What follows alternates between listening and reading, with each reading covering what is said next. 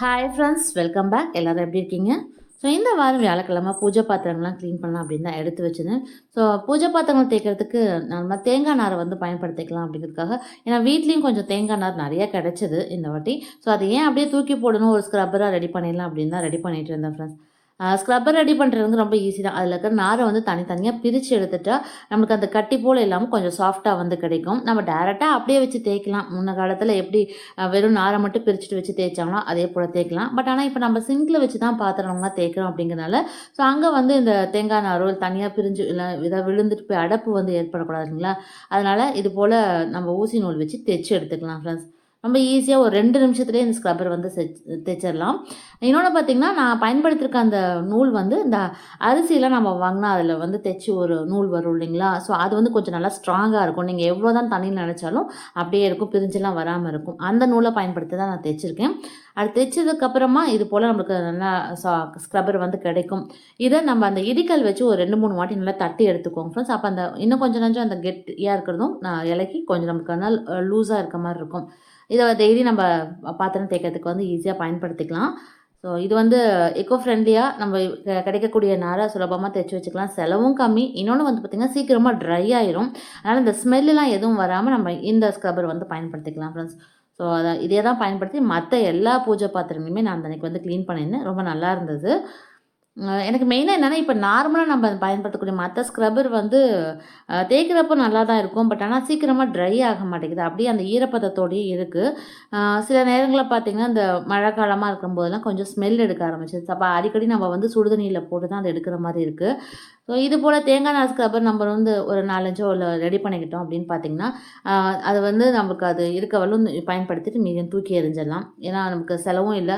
வீட்டில் வேஸ்ட்டாக கிடக்கக்கூடிய பொருளை பயன்படுத்தி தானே நம்ம ஸ்க்ரப்பர் ரெடி பண்ணுறோம் ஃப்ரெண்ட்ஸ். ரொம்ப சீக்கிரமாக ரெடி பண்ணிக்கலாம். ஸோ இது பார்த்திங்கன்னா சீக்கிரமாக நான் வந்து தேய்ச்சி எடுத்துட்டேன். அது நல்லா டிஃப்ரென்ஸாகவும் கிடச்சிது. ஸோ நான் தேய்ச்சதுக்கு வந்து பயன்படுத்துன்னு பார்த்திங்கன்னா, வழக்கம் போல் அந்த ஸ்க்ரப்பரில் கொஞ்சம் சபீனா பவுடரும் கொஞ்சம் லெமன் மட்டும் வச்சு தேய்ச்சேன் ஃப்ரெண்ட்ஸ். வேறு எதுவும் யூஸ் பண்ணல.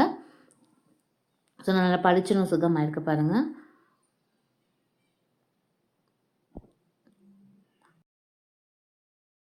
ஸோ இந்த வாரம் பார்த்திங்கன்னா, நான் பூஜை ரூமில் எல்லா பாத்திரங்களுமே எடுத்து தான் க்ளீன் பண்ணி வச்சுருந்தேன்.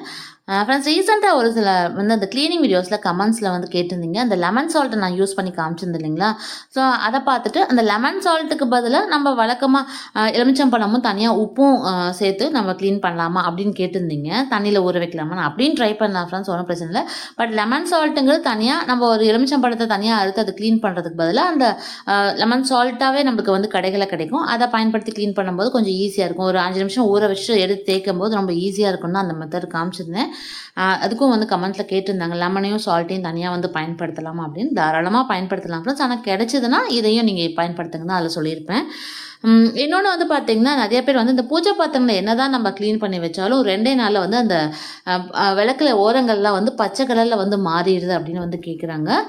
ஃப்ரெண்ட்ஸ், மோஸ்ட்லி இப்போ இருக்கக்கூடிய இந்த கிளைமேட்டுக்கு, இந்த கூலிங் கிளைமேட்டில் வந்து பார்த்திங்கன்னா அவ்வளோ சீக்கிரம் வந்து பூஜை பாத்திரங்கள் கருக்காது.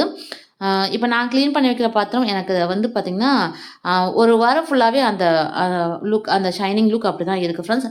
ஒரு 5 to 6 நாள் ஆனதுக்கப்புறம் கொஞ்சம் அந்த ஷேட் வந்து மாறும். பட் ரொம்ப அந்த கருத்து போகிறதும் அந்த மாதிரிலாம் இந்த கிளைமேட்டில் எனக்கு மாறல, அப்படியே தான் இருக்குது. பச்சை கலரில் மாறுறதுக்கு எனக்கு தெரிஞ்ச மெயினான ரீசன் பார்த்திங்கன்னா ஃப்ரெண்ட்ஸ், நம்ம பயன்படுத்தக்கூடிய எண்ணெய் தான். இப்போலாம் பார்த்திங்கன்னா கடைகளில் 100% அந்த சுத்தமான அந்த நல்லெண்ணெய் வந்து கிடைக்கிறது கிடையாது. எல்லாமே அந்த மிக்சிங் ஆயிலாக தான் இருக்குது. ஸோ நம்ம பெரும்பாலும் நம்ம பயன்படுத்தக்கூடிய எண்ணெயை வந்து சுத்தமான எண்ணெயாக பயன்படுத்தினா அந்த மாதிரி பச்சை கலரில் மாறத்துக்கு வாய்ப்பு இல்லை ஃப்ரெண்ட்ஸ். இன்னொன்று வந்து பார்த்திங்கன்னா, நம்ம ரொம்ப நாள் தேய்க்காமல் வச்சாதான் அது போல் ஆகும்.